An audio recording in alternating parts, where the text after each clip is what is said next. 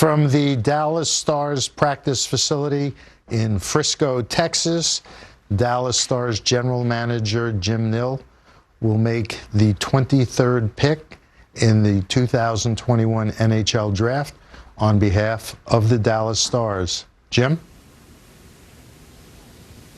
The Dallas Stars are proud to select from Windsor of the Ontario Hockey League, Wyatt Johnston.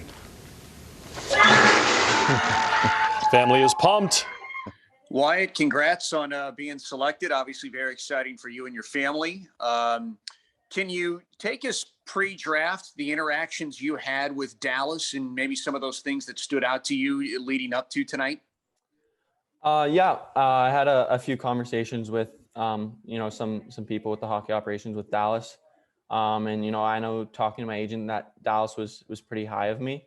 I think there was a chance here, and I started to get a little bit nervous once the pick was being called, and it was just an amazing experience once I heard my name called.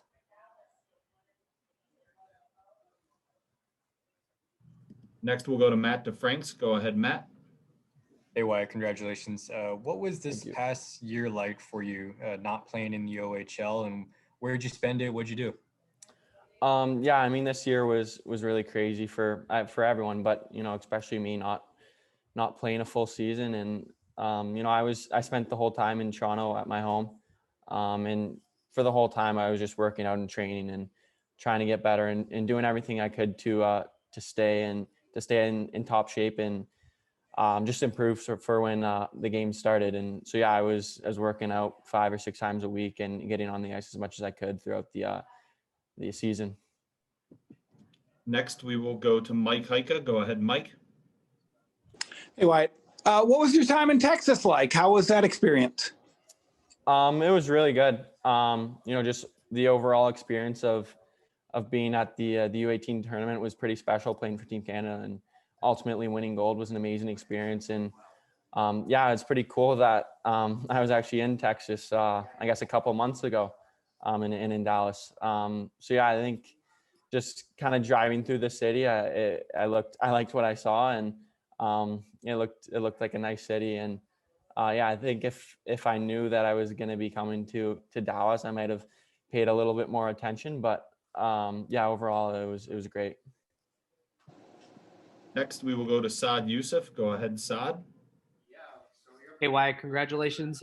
Who are some of the guys that you looked up to growing up, or I guess still look up to as you develop in your hockey career? I think it kind of changes over the course of your career. I know being in minor Adam, there was a pretty special team with Connor McDavid and Roland McEwen playing for the Toronto Marlies, and those were guys that I looked up to. And then as you get older, you kind of look up to the OHL guys and NHL guys. And I've been a hockey fan my whole life, just kind of looking up to all the top NHL players. It's been pretty special. Jordan Henry, go ahead.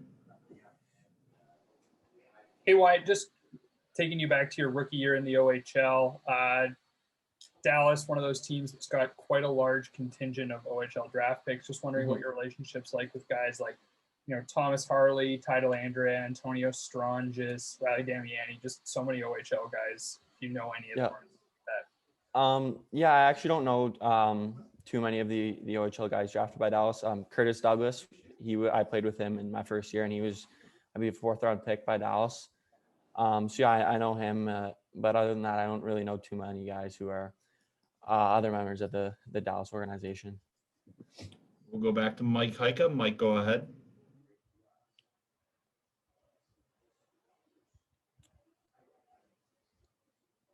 What do you have to improve on, and how much do you look forward to a full regular season? I think personally, just working on my straightaway speed and my strength. I know those are two pretty big cliches, but I think just if I were to be playing in the NHL, I gotta just really improve my skating and my strength, because you're playing against men and so much faster at the next level. So I think those are just the two biggest things for me. Next, we'll go to Matt DeFranks. Go ahead, Matt. You mentioned working out a lot in the past year. What skills in particular do you feel like elevated in your game, and how much size do you feel like you added? Yeah, I think one thing is just my physicality. I was able to put on over 20 pounds of muscle over the past year and a bit. So I think just I'm able to use my physicality a little bit more, use my strength more in the corners to win puck battles. And I think that's also helped with my skating, just generating more power and being more explosive on my skates. Saad Youssef, go ahead. Kind of going off that, Wyatt. Has it been a lot of differences in diet? Are you adjusting your diet at all, or is it just kind of putting on weight in the weight room? And then also on top of that, just how do you practice physicality when you're not able to compete against other guys in game competition?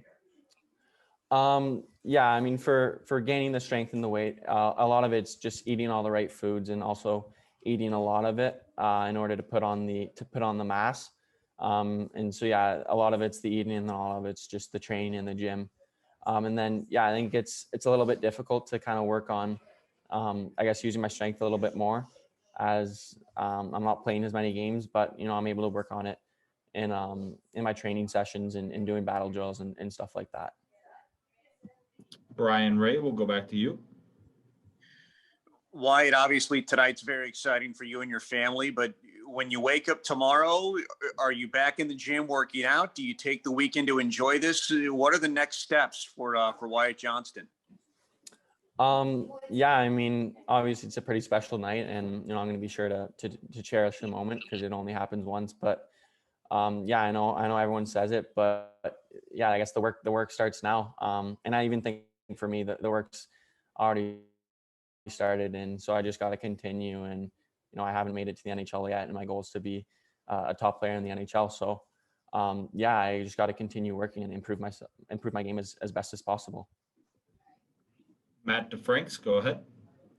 Yeah, two parts to this question here. Did you find this draft process frustrating at all or challenging in a way that you had to sell yourself more to teams since you didn't have a season? And secondly, we saw your dad react to your pick. What is he like watching your games?